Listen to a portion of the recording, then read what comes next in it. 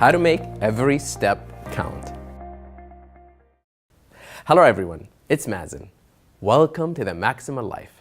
Maximal Achievers typically have busy days. From the early morning video conferences to the packed work schedules with project deadlines to meet, then on to evenings tied up in late pitches and presentations, and then with little time left over, home to leisure with the family. Now, in the midst of all this, there's this added pressure to find the time to exercise.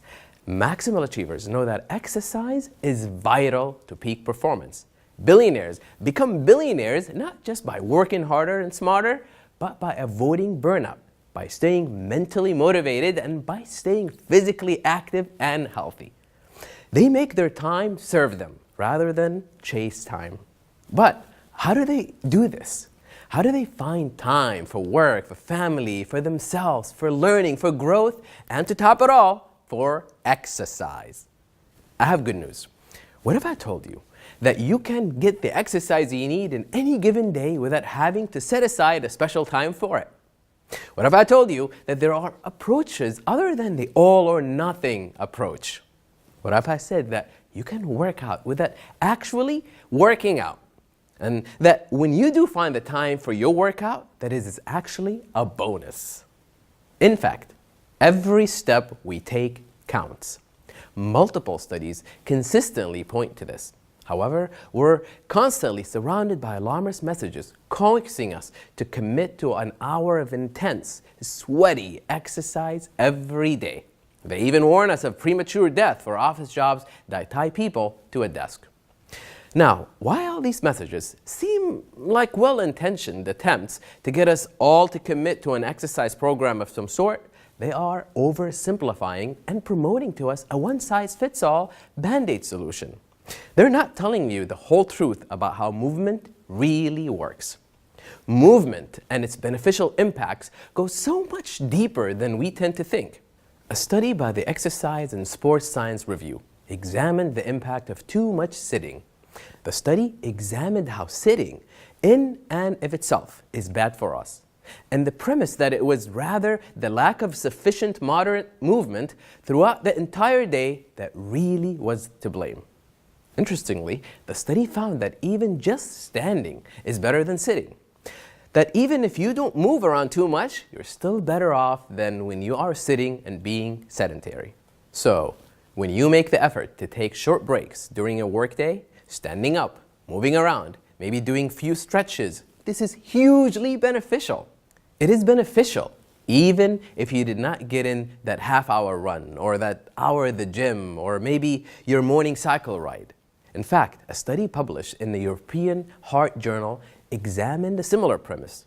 While too much sitting is related to poor cardiovascular and metabolic outcomes, there is a certain cumulative benefit to any and all physical activity and movement. In the study, participants had a sensitive monitor affixed to their legs. This monitor measured all their activities in a given week. The study participants who made more active workdays stood more, moved around more each week, had lower cholesterol and blood sugar. Those who walked more steps during the day also had healthier body mass indices, BMI, and waist measurements. From these studies, I made an important discovery, one that helped me make sense of what is healthy for me. And it's how I went from an all or nothing to an everything counts mindset. I found out that movement transcends and includes exercise. For a long while, I bought into the popular one-size-fits-all formula for good health. This mindset that we need to work out X number of hours in a week to be healthy is really what I was believing in. So every time I missed my Taekwondo session or couldn't make it for my 5-hour mile run, I would feel guilty that I did not engage in the amount of activity that I needed for that day. This made me feel a great deal of regret, and more significantly, it made me less inclined to train hard in the dojo the next day. Every kick felt less powerful. Every flip felt less enthusiastic. I literally got my ass kicked in the sparring rounds. One missed session adversely affected my mindset. So much so, it made me blow the next one and the next one. That nagging feeling that if I wasn't exercising enough and wasn't doing it intensely enough, it was no good. That kept haunting me. That was me buying into that all or nothing narrative that is peddled to us for too long.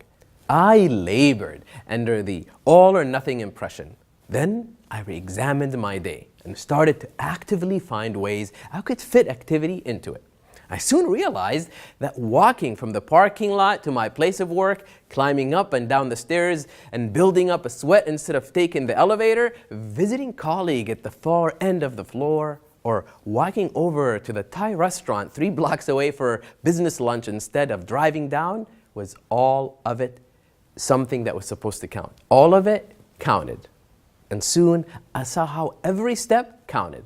The chores that I did over the weekend, the tending to the plants in my backyard, the leisurely walks in the park watching my kids play, the chit-chat with my elders, the shopping trips with family, the walking across humongous malls carrying shopping bags, the playing soccer with my buddies.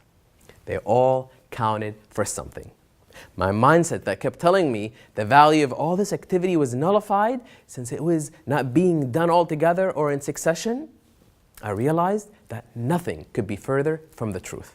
These activities all added up to a sum of collective good. All of them together made a positive difference in my day. And then my scheduled workouts during the week, my weightlifting session, a ramble in the woods, playing a game with my buddies were like an added bonus.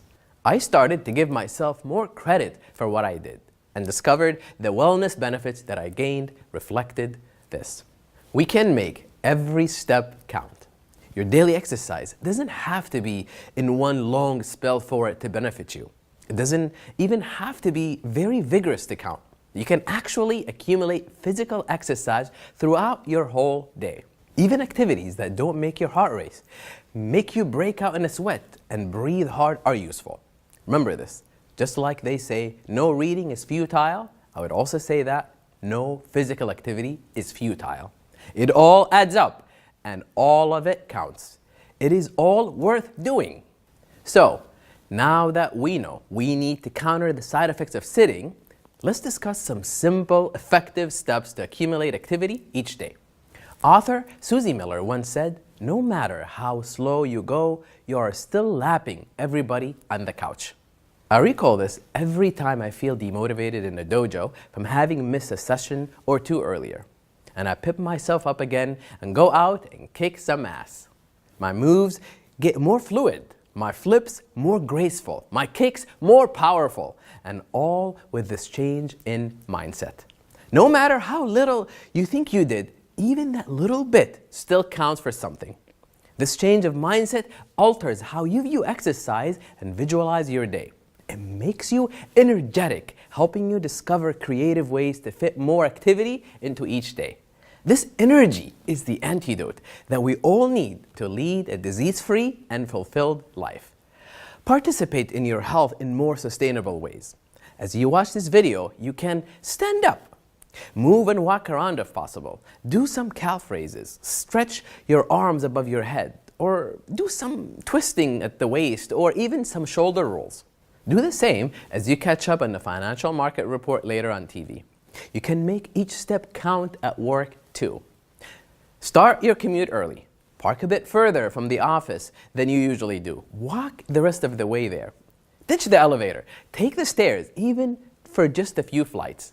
If you have to speak to a colleague during the day, don't call or email. Walk to his or her office and suggest a walking meeting and stride together while you talk. When you have to receive a call, make sure you're standing up as you speak from a fixed line. And when you get a call on your cell phone, now you're free to walk as you talk. And here's another good one. If you're doing lunch, pick a place that is a bit of a distance from the office, walk there and back, and that will give you some more activities and more steps for the day.